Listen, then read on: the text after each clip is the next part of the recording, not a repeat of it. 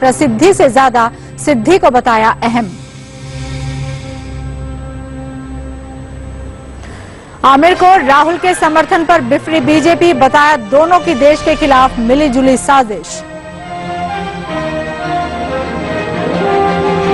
दिल्ली विधानसभा में बीजेपी विधायक ओपी शर्मा की आप एमएलए अलका लांबा पर आपत्तिजनक टिप्पणी, गुरुवार तक के लिए हुए सस्पेंड। शीत सत्र शुरू होने से ठीक पहले वित्त मंत्री ने विपक्ष को याद दिलाया जीएसटी पर वादा, कहा देश हित में होना चाहिए कोई भी फैसला। मुंबई में 9 साल की मासूम छात्रा से बलात्कार, साल भर से अपने ही शिक्षक का शिकार हो रही थी बच्ची। और तुर्की ने गिराया रूस का लड़ाकू विमान, हवाई सीमा के उल्लंघन का आरोप, पुतिन ने बताया पीठ में छुरा घोंपने की कार्रवाई।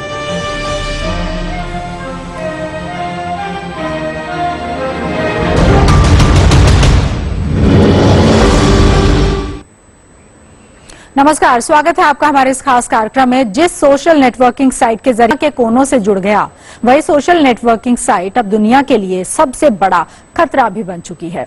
दरअसल सोशल मीडिया आतंकी संगठनों का सबसे बड़ा हथियार बन चुका है। इंटरनेट के जरिए युवाओं को उकसाकर आतंकी संगठनों में शामिल किया जा रहा है। ऐसे में सबसे बड़ा सवाल यह है कि जमीनी और हवाई हमले करने वाले ताकतवर देश इंटरनेट पर पनप चुके आतंकवाद से कैसे निपटेंगे, क्योंकि यह सब कुछ सामने भी है और सब कुछ सबसे छिपा हुआ भी। इंटरनेट बना आतंकियों का नया हथियार। इंटरनेट के जरिए आतंकी कर रहे हैं अपना विस्तार। इंटरनेट के जरिए युवाओं को लुभा रहे हैं आतंकी। इंटरनेट और फेसबुक जैसे सोशल मीडिया के चाहे जितने लाभ हों, इनसे आतंकवादियों के हाथ और भी लंबे हो रहे हैं। चाहे बात आतंकी विचारधारा को विस्तार देने की हो या फिर आतंकी योजनाओं को हकीकत में तब्दील करने की, आतंकियों को इंटरनेट से ज्यादा सहज और सस्ता जरिया शायद ही कोई मिल सकता है। यही वजह है कि मलेशिया दौरे पर प्रधानमंत्री नरेंद्र मोदी आतंकवाद और इंटरनेट के बढ़ते तालमेल को लेकर गंभीर नजर आए। That no country uses or promotes terrorism. There are no sanctuaries, there are no funds, there are no arms. We also have to work within our society and with our youth. We need to support our parents, communities and religion scholars. And we have to make sure that internet does not become a recruiting ground. सिर्फ प्रधानमंत्री नरेंद्र मोदी ने ही नहीं, बल्कि भारत के रक्षा मंत्री मनोहर पर्रिकर ने भी internet और आतंकवाद के घालमेल पर चिंता जाहिर की है। My worry with all development of internet technologies, you can of course use them properly. You take example of even terrorist organization like Daesh or ISIL. They use internet to ensure a lot of recruitment and support, and they are one of the best user of internet technology for promoting their cause. Communications and transportation networks essential to the daily livelihood in cities also can serve as enablers that allow groups to recruit and maintain networks with relative anonymity. Even smart cities, which offer the promise of a greener and more sustainable future, can be vulnerable to cyber attacks.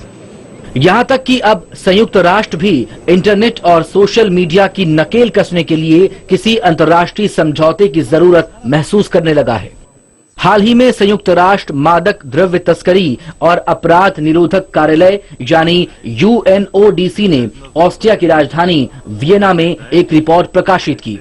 148 page की इस report में इस बात को जांचा परखा गया है कि इंटरनेट, विशेषकर फेसबुक जैसे सोशल नेटवर्क आतंकवादियों के नापाक मंसूबों के लिहाज से कितने सुरक्षित हैं और उन्हें सुरक्षित बनाने के लिए क्या उपाय किए जा सकते हैं।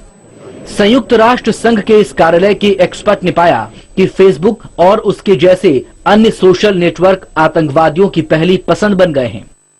तो आतंकी इंटरनेट का इस्तेमाल अपनी बात दूसरों तक पहुंचाने, लोगों को गुमराह करने, भड़काने या उनसे संपर्क साधने के लिए करते हैं।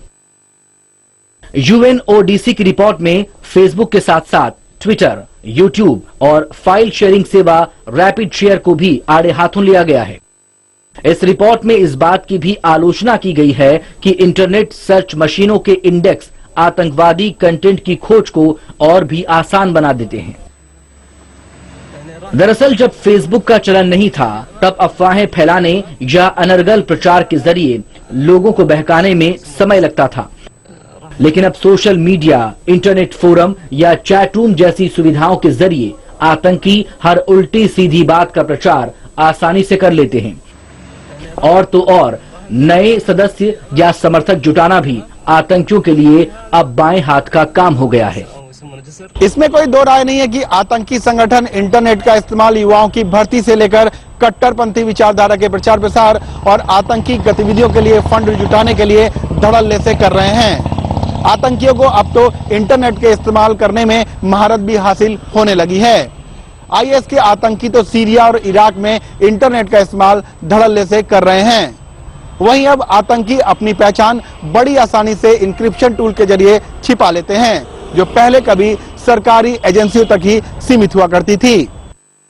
अपनी रिपोर्ट में UNODC ने कई सुझाव भी दिए। रिपोर्ट में कहा गया है कि स्काइप और उसके जैसे इंस्टेंट मैसेज और वॉइस ओवर IP सुविधा देने वालों को चाहिए कि वे इन वार्ताओं के प्रोटोकॉल को रिकॉर्ड करें। इससे आतंकवादी गतिविधियों का पता चल सकेगा। हालांकि दुनिया का सबसे खतरनाक आतंकी संगठन ISIS यूट्यूब से लेकर ट्विटर, इंस्टाग्राम, टम्बलर और इंटरनेट पर खासा सक्रिय है।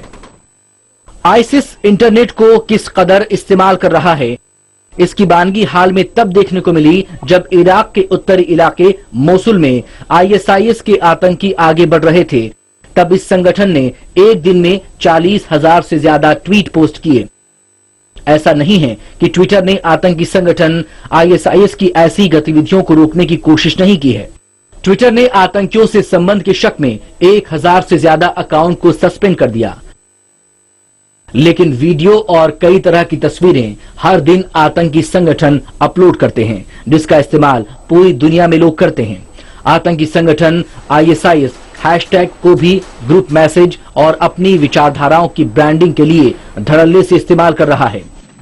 यही नहीं, करीब 7 लाख अकाउंट के जरिए ISIS ने अपनी विचारधाराओं को प्रसारित किया है। यहां तक कि दुनिया का सबसे क्रूर आतंकी संगठन ISIS अपनी क्रूरता को भी वीडियो के जरिए दुनिया के सामने परोसता रहा है। इन वीडियो में आतंकियों को बाकायदा संदेश देते देखा जा सकता है, जो इस बात का सबूत है कि ISIS इंटरनेट का इस्तेमाल बेहद अक्लमंद तरीके से करता रहा है। ISIS से पहले आतंकी संगठन अल-कायदा भी इंटरनेट का धड़ल्ले से इस्तेमाल करता रहा। विशेषज्ञों की माने तो करीब 2 दशक तक इंटरनेट पर अल-कायदा की मौजूदगी देखी गई। तालिबान के आतंकी भी ट्विटर पर मई 2011 तक सक्रिय देखे गए। चेक मिलिट्री खुफिया सर्विस के मुताबिक अल-कायदा ने तो यूरोप के मुस्लिम समुदाय को अपनी विचारधारा से जोड़ने के लिए सोशल मीडिया का जमकर इस्तेमाल किया। लेकिन अल-कायदा और ISIS अलग अलग तरीकों से इंटरनेट का इस्तेमाल करते रहे हैं। जहां अल-कायदा इंटरनेट पर सीधे अपने कंटेंट अपलोड करने से बचता रहा है, तो ISIS का तरीका एकदम इसके उलट है। ISIS संगठन की क्रूरता हो या फिर हमलों से संबंधित वीडियो या फिर तस्वीरें सीधे अपने नाम पर अपलोड करता है। Team news world India. ISIS यानी इस्लामिक स्टेट ने सबसे पहले सोशल मीडिया के प्लेटफॉर्म को अपनी ताकत बनाया। जलते इराक और सुलगते सीरिया से बाहर अपनी पहचान बनाने के लिए ISIS को सोशल मीडिया से रातों रात सुर्खियां मिलने लगी। ISIS के प्रोपेगेंडा वीडियो जहां दहशत फैलाने का काम करने लगे, वहीं दुनिया भर में युवाओं को भर्ती करने के लिए लुभाने भी लगे। IS की करतूतों पर आंखें मूंदने वाले पश्चिमी देश जागे भी तो देर से, क्योंकि तब तक IS इंटरनेट पर अपने आतंक का प्लेटफॉर्म तैयार कर चुका था। For my execution. I'm sure you know exactly who I am by now and why I am appearing. Islamic state ने सीरिया और इराक की तपती रेत को जंग का मैदान बनाया तो सोशल मीडिया के प्लेटफॉर्म को अपनी दहशत की दास्तां सुनाने के लिए चुना। किसी हॉलीवुड फिल्म की तरह एक वीडियो शूट कर उसे सोशल नेटवर्किंग साइट पर वायरल किया गया। ये मकसद था दुनिया के लोगों तक पहुंचकर अपने प्रति आकर्षण पैदा करने का।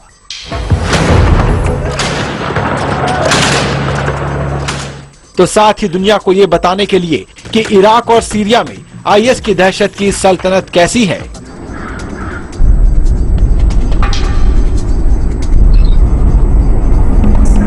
सोशल मीडिया पर एक के बाद एक आईएस के क्रूरता के वीडियो अपलोड किए जाने लगे ताकि दुनिया के कोने कोने तक इस खुखार आतंकी संगठन की पहचान बन सके।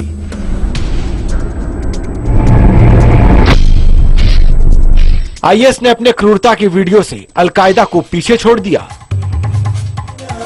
आईएस ने जमीन के अलावा सोशल मीडिया पर अपनी दहशत फैलाकर जंग के मैदान में दबाव बनाने की रणनीति बनाई, जिसमें वो कारगर होने लगा। आईएस का खौफ धीरे धीरे सिर्फ सोशल मीडिया के चलते लोगों के दिलो दिमाग में इस कदर फैलने लगा कि उसके आने से पहले लोग शहर छोड़कर भागने लगे, क्योंकि हर दिन एक नरसंहार का वीडियो अपलोड कर आईएस अपनी रणनीति में कामयाब होता दिख रहा था।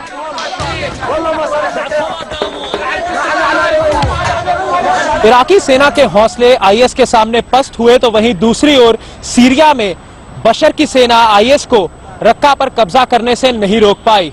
आईएस के दिल दहला देने वाले वीडियो सोशल नेटवर्किंग साइट्स पर वायरल होते चले गए।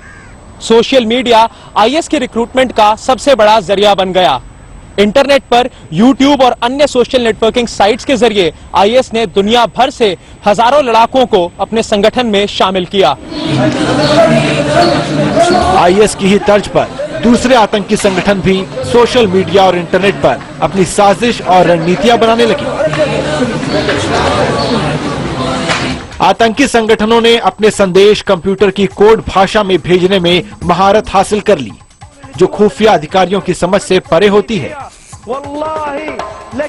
पहले फेसबुक में वो दोस्ती करते हैं, दोस्ती करने के बाद थोड़ी जान पहचान हो जाए तो उसको और नजदीक जाना शुरू कर देते हैं, और जो है उसके बाद जो है वो डायरेक्ट कांटेक्ट करते हैं। सो ये फेस प्रोसेस है।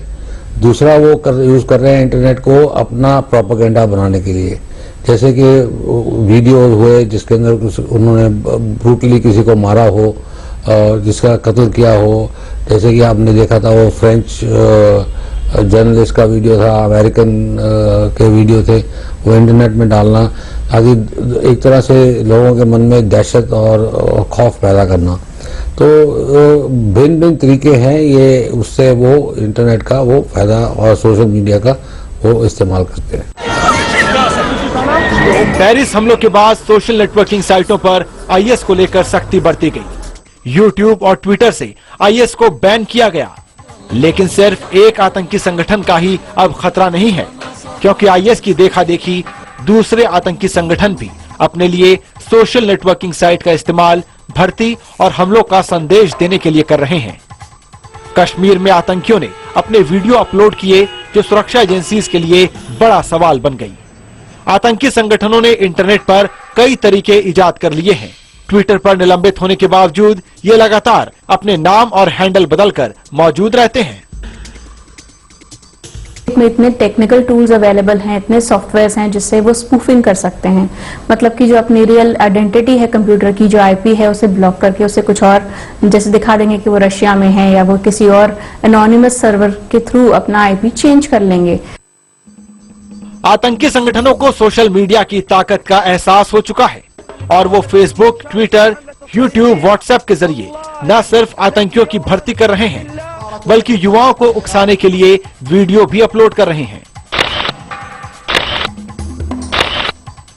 सुरक्षा एजेंसीज के लिए सबसे बड़ी चुनौती ये भी है कि इंटरनेट पर आतंकी कंटेंट को कितनी जल्दी चिन्हित कर ब्लॉक किया जाए। इंटेलिजेंस एजेंसीज इन सारी चीजों का नोट करती हैं, और कुछ वो साइबर क्राइम वगैरह उसके बारे में वो स्पेशलिस्ट सेल्स हैं, वो उसके काम करती रहती है। मगर पहले उस सबसे बड़ी बात है कि मैंने जिस तरह कहा कि रूल ऑफ लॉ जब तक ये प्रूव नहीं हो जाएगा कि ये देश की सिक्योरिटी के लिए खतरा है, ये सोसाइटी की सिक्योरिटी के लिए खतरा है, अब चाहे आप हिंदू हैं, मुसलमान हैं, सिख हैं, ईसाई हैं, कोई फर्क नहीं पड़ता। आपका आपकी पूजा जहाँ गुरुद्वारे में जाइए तो कोई फर्क नहीं पड़ता। तो सिक्योरिटी एजेंसीज की अपनी limited, they have to work within the limitation frame. हाँ, कॉन्स्टिट्यूशनल आप कर दीजिए अमेंडमेंट, हो जाएगा काम। इंटरनेट का जाल अब आतंकी संगठनों के लिए न सिर्फ भूमिगत रहकर बड़े हमलों को अंजाम देने का हथियार बन गया है, बल्कि इसके जरिए उनका कम्युनिकेशन डिकोड करना और उनको इंटरसेप्ट करना भी खुफिया एजेंसीज के लिए मुश्किल हो चला है। There are commercial hackers, commercial IT people जो हैं वो अवेलेबल हैं, वो उनको पैसा देते हैं और पैसा देके और उनसे ये सब कार्रवाई करवाते हैं। तो प्रॉब्लम अभी हो रही है कि आप एक बार आप आइडेंटिफाई कर लेते हैं किसी नेटवर्क को और उसको ब्लॉक भी कर देते हैं तो वो दूसरे नई साइट से आ जाता है। सोशल नेटवर्किंग साइट्स के जरिए आईएस ने दुनिया भर के आतंकवादी संगठनों को नई जमीन मुहैया करा दी। ब्रिटेन, फ्रांस, अमेरिका, ऑस्ट्रेलिया और यहां तक कि भारत के युवाओं पर भी इतना प्रभाव पड़ा कि आज की डेट में कुल मिलाकर 90 देशों के युवा आईएस का हिस्सा बन चुके हैं। इससे यह साफ होता है कि इंटरनेट और सोशल मीडिया आईएस के लिए कितनी बड़ी ताकत बन चुके हैं। कैमरा पर्सन नरेंद्र अरोड़ा के साथ Abhimanyu Sharma, news world India, नई दिल्ली। और जमीन की जंग तो बारूद से जीती जा सकती है, लेकिन विचारों की जो पौध तैयार हो रही है उस पर कौन सा हथियार कारगर साबित होगा। इंटरनेट की जमीन पर कट्टरपंथी विचारधारा पनप रही है और आतंकी संगठन अपना प्रसार बेधड़क कर रहे हैं। बड़ा सवाल यह है कि आखिर दुनिया की तमाम बड़ी खुफिया एजेंसियां कट्टरपंथी विचारधारा को इंटरनेट पर फैलने से क्यों नहीं रोक पा रही हैं। यही चूक पेरिस हमलों की शक्ल में सामने आई तो यही नाकामी भविष्य में कभी भी किसी भी बड़े रूप में सामने आ सकती है। दुनिया भर में एक के बाद एक आतंकी हमले, खुफिया एजेंसियों की काबिलियत पर उठे सवाल। आतंकी हमलों को रोकने में क्यों होती है चूक और कैसे लगे आतंक के आकाओं पर लगाम। जब भी कोई आतंकी हमला कहीं होता है तो एक तरह से ये खुफिया विभाग और सरकार की नाकामी कही जाती है। लेकिन एक बात गौर करने वाली है कि खुफिया विभाग और सुरक्षा एजेंसियां कई हमलों की साजिश को नाकाम भी करती हैं, जिसके बारे में आम लोगों को पता तक नहीं चलता। लेकिन इसका मतलब ये कतई नहीं कि आतंकी हमले जो कामयाब होते हैं उन्हें लेकर सुरक्षा एजेंसियों और खुफिया तंत्र पर सवाल न खड़े किए जाएं। पेरिस में आतंकी हमलों ने आतंकवाद के भयानक चेहरे को फिर बेपर्दा किया है। दुनिया भर से आवाज उठने लगी है कि पूरी ताकत के साथ आतंकवाद के खिलाफ लड़ा जाए। लेकिन दुनिया भर के मुल्कों के बीच आपसी तालमेल और अंतर्राष्ट्रीय बिरादरी में अनिर्णय की स्थिति से निराशा का भाव ज्यादा हावी होता दिखता है। पेरिस पर हमला एक सुनियोजित घटना थी, लेकिन फ्रांस पुलिस और खुफिया एजेंसियों को इसकी भनक तक नहीं लगी। आतंकी हमलों के बाद खुफिया एजेंसियों और पुलिस की कार्रवाई में तेजी तो देखी। पहले बेल्जियम और फिर फ्रांस के सेंट डेनिस इलाके में पुलिस ने छापे मारे और तमाम संदिग्धों को पकड़ा। यहां तक कि पेरिस हमले के मास्टरमाइंड अब्दुल हमीद अबौद को रेड के दौरान जान से हाथ धोना पड़ा, क्योंकि राष्ट्रीय टेलीविजन पर फ्रांस के राष्ट्रपति फ्रांसवा होलांद ने कहा था कि उन्हें पता है ये लोग कौन हैं। फ्रांस में इसी साल शार्ली एब्दो पर हमले के बाद से सुरक्षा मामलों के जानकार आईएस से जुड़े जिहादी गुटों और दूसरे गिरोहों से हमले की चेतावनी दे रहे थे। लेकिन तब फ्रांस की राजधानी पेरिस के बीच इस स्तर के हमले की संभावित आशंका किसी ने जाहिर नहीं की थी। फ्रांस के बाद माली में भी आतंकियों ने हमला किया तो आईएस के आतंकियों ने वीडियो जारी कर अमेरिका को हमले की चेतावनी तक दी। बड़ा सवाल यही है कि आखिर फ्रांस की जमीन पर कट्टरपंथी विचारधारा को पनपने से रोकने के लिए क्या किया गया। आए दिन आतंकी इंटरनेट के जरिए अपनी विचारधारा का प्रचार प्रसार कर रहे हैं। ऐसे में सवाल है, आखिर दुनिया की तमाम बड़ी खुफिया एजेंसियां कट्टरपंथी विचारधारा को इंटरनेट पर फैलने से क्यों नहीं रोक पा रही। आखिर चूक है कहां। तो सामूहिक रूप नहीं देखने को मिल रहा है। सामूहिक रूप नहीं देखने को इसलिए मिल रहा है कि हर एक आदमी का एजेंडा अलग है। रशिया का एजेंडा अलग है, चीन का एजेंडा अलग है, यूरोपियन का एजेंडा अलग था कल तक, अमेरिकनों का एजेंडा अलग है। हर एक आदमी अलग अलग चीज को ब्लॉक करने की कोशिश कर रहा है, कंसेंसस नहीं हो रहा। यही चीज प्रधानमंत्री ने उधर ब्रिक्स समिट में कही, यही चीज उन्होंने अभी जाके आसियान समिट में बोली है कि हमारे को कलेक्टिव एक्शन लेना चाहिए। इंटरनेट का इस्तेमाल आतंकी धड़ल्ले से कर रहे हैं।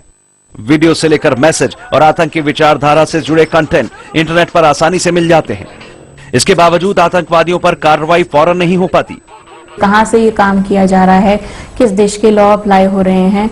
और उसमें ये भी एक एंगल रहता है कि अगर कोई टेक्निकल टूल्स जैसे की लॉगर्स लोग यूज कर रहे हैं या स्पाईवेयर यूज कर रहे हैं, तो उसमें भी कई बारी रियल आइडेंटिटी की अलग तरीके से उसको छुपाने की टेक्निक्स इनबिल्ट होती हैं। तो ये इन्वेस्टिगेशंस इसीलिए टाइमली हो नहीं पा रही, क्योंकि जब तक कि वो उस तह तक पहुंचते हैं कि किसने किया है, वो डेटा या तो इरेज हो जाता है या वो पर्टिकुलर इलेक्ट्रॉनिक एविडेंस हाथ बहुत देरी से लग पाता है।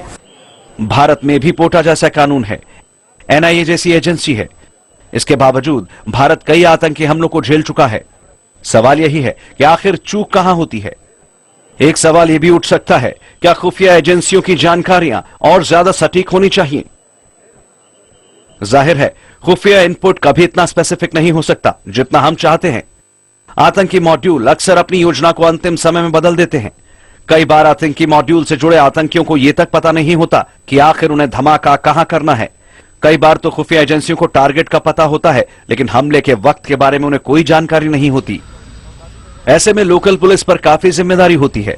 उन्हें खुफिया जानकारी के आधार पर आतंकी हमले की साजिश को नाकाम करना होता है। जाहिर है आतंकवादियों के नापाक मंसूबों को धाराशायी करने के लिए लोकल स्तर पर चौकसी का कोई दूसरा विकल्प नहीं है। इसके अलावा खुफिया एजेंसियों के बीच तालमेल की कमी भी आतंकी वारदातों के लिए जिम्मेदार है। साथ ही सुरक्षा से जुड़े निचले स्तर के लोगों को सही ट्रेनिंग भी दिया जाना जरूरी है। Team news world India. और सोशल मीडिया पर फैले इस्लामिक स्टेट के मायाजाल में भारतीय युवा भी गुमराह होकर किसी मछली की तरह फंस रहे हैं। खुफिया जानकारी के मुताबिक अब तक 21 लोग आईएस से जुड़ चुके हैं, जबकि कुछ लोग जान बचाकर वापस भारत आ गए हैं और उन्होंने माना है कि सोशल मीडिया पर इस्लामिक स्टेट के वीडियो और भाषण सुनकर वो उकसावे में आ गए थे। ऐसे में बड़ा सवाल ये है कि इंटरनेट पर रेगुलेटरी फ्रेमवर्क को कैसे रीडिजाइन किया जा सकता है।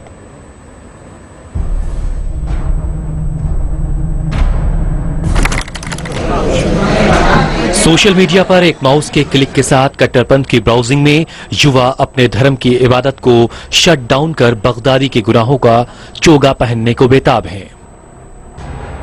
फरवरी 2015 में आई यूएसए टुडे की रिपोर्ट के जरिए आंकड़े गवाही दे रहे हैं कि आईएस हर महीने 1000 नए लड़ाके भर्ती कर रहा है। आईएस ने अब तक करीब 20,000 विदेशी युवाओं को अपना आतंकी बना लिया है। भारत के लिए भी सोशल नेटवर्किंग साइट के जरिए आईएस की धमक किसी अलार्म से कम नहीं है। भारतीय इंटेलिजेंस ब्यूरो ने भी यूएसए टुडे में छपी रिपोर्ट से ठीक पहले एक अलर्ट जारी करके कहा था कि आईएस को लेकर भारतीय युवाओं में भटकाव अब झुकाव की तरफ बढ़ रहा है। खुफिया एजेंसियों के मुताबिक भारत के अलग अलग हिस्सों से 21 युवा आईएसआईएस में शामिल हो चुके हैं। इस्लामिक संगठन की तरफ से जंग लड़ने गए युवकों में महाराष्ट्र से 4, कर्नाटक से 5, आंध्र प्रदेश से 4, केरल से 4, तमिलनाडु से 3 और जम्मू कश्मीर से 1 यानी कुल 21 भारतीय युवक आईएस से खुद को जोड़ चुके हैं। आईएस में शामिल होने या फिर शामिल हो चुके भारतीय युवाओं की तादाद में अचानक ही इजाफा देखा गया। जिंदा लौटे आरिफ मजीद को भारत में गिरफ्तार किया गया। आरिफ मजीद के साथ फहाद, अमन तांडेल और शाहीन टंकी भी इराक गए थे। आरिफ एनआईए की हिरासत में है, जबकि शाहीन टंकी इराक में बमबारी में मारा गया। अब तक 10 भारतीयों को आईएसआईएस के साथ हमदर्दी दिखाने के लिए हिरासत में लिया गया है। वहीं ऐसी भी जानकारी मिली कि यूएई में कई भारतीय आईएसआईएस में शामिल होने की तैयारी में हैं। एक अनुमान के मुताबिक भारतीय मूल के 21 लोग आईसिस से जुड़ चुके हैं, जिसमें 6 लोगों की आईसिस के लिए लड़ाई लड़ने के दौरान मौत हो गई। 5 भारतीयों को आईसिस के साथ जुड़े होने के शक पर भारत डिपोर्ट किया गया। 37 साल की अफशा जबी उर्फ निकी जोसेफ को भारत लाया गया। अफशा पर आईएसआईएस के लिए भारतीयों को भर्ती का आरोप है। आईएस में शामिल होने जा रहे इलेक्ट्रॉनिक्स इंजीनियर सलमान मोइनुद्दीन को हैदराबाद एयरपोर्ट से गिरफ्तार किया गया। दिल्ली में डीयू की एक लड़की सोशल नेटवर्किंग साइट पर आईसिस से जुड़ी। लड़की पूर्व सेनाधिकारी की बेटी है और हिंदू है। लड़की सीरिया जाने की तैयारी कर रही थी। लड़की के परिवार ने एनआईए की मदद मांगी कि हिंदुस्तान में 3 क्लासेस हैं, lower middle class, middle middle class, upper middle class. और एक जो चीज जो नया ट्रेंड है कि अब ये पढ़ी लिखी क्लास का दायरा बहुत ज्यादा बढ़ गया है, थिंकिंग क्लास का, बहुत थिंकिंग क्लास का। अखबार सारे पढ़ते हैं, टीवी सारे देखते हैं, इंटरनेट से जब आप देखते हैं तो आप प्रभावित हो सकते हो या नहीं हो सकते, ये आपने डिपेंड करता है। आईएस की तरफ झुकाव क्यों? बड़ा सवाल यह है कि आखिर आईसिस में शामिल होने के लिए इन भारतीय युवकों के मन में इस कदर झुकाव कैसे पैदा हुआ? दरअसल इस्लामिक स्टेट का प्रोपेगेंडा, जिसमें मुस्लिमों पर दुनिया भर में ढाए जा रहे जुल्म सितम की कहानी होती है, उसे सोशल मीडिया, इंटरनेट, वीडियो और फिल्मों जैसे कई आधुनिक तकनीकों के जरिए लोगों के बीच बड़ी चालाकी से परोसा जाता है। इसके बाद बदले की भावना से भरकर युवाओं का ब्रेन वॉश किया जाता है। हमने जो देखा है आईटी एक्ट में भी ड्यू डिलिजेंस नाम का भी एक पैरामीटर है, जो कि हर सोशल मीडिया प्लेटफॉर्म को कंप्लाई करना है या कि कोई भी इंटरनेट सर्विस प्रोवाइडर को कंप्लाई करना है। तो वो ड्यू डिलिजेंस पैरामीटर्स अगर क्लैरिफाई कर दिए जाएं और स्पेसिफिकली फॉर सोशल मीडिया कर दिया जाएं तो कुछ हद तक इसमें क्लैरिटी आएगी, और ये देना बहुत जरूरी है। मिनिस्ट्री का भी इसमें रोल है, लेजिस्लेशंस का भी रोल है। लेजिस्लेटिव जब तक की अथॉरिटी इस पे अपना एक्सरसाइज नहीं करेगी, राइट, उस पे कुछ लॉ नहीं बनेगा, तब तक ये चीजें बहुत आसानी से फैलती रहेंगी। ये युवा वीडियो के भाषण और उसके दृश्यों को देखकर उकसावे में खुद ब खुद आ जाते हैं। इंटरनेट पर करीब 20,000 ऐसी वेबसाइट्स हैं जिनमें उत्तेजक और भड़काऊ भाषण, कत्लेआम की तस्वीरें और इस्लामिक स्टेट के लड़ाकों की बहादुरी दिखाई गई है। गिरफ्तार किए गए आरिफ और हैदराबाद के सलमान मोइनुद्दीन के मुताबिक इंटरनेट पर मौलवियों की तकरीरों और इसराइल फलस्तीन की जंग के दृश्यों ने उसे आईएसआईएस से जुड़ने के लिए उकसाया। इन युवकों के मुताबिक उनके जैसे कई भारतीय मुस्लिमों का ब्रेन वॉश किया गया था। आईएस का फैलाव उन राज्यों में ज्यादा हुआ है जहां इंटरनेट ज्यादा उपलब्ध है। अब तो मोबाइल पर भी कई ऐसी एप्लीकेशंस मौजूद हैं जो युवकों को गुमराह कर रही हैं। Team news world India.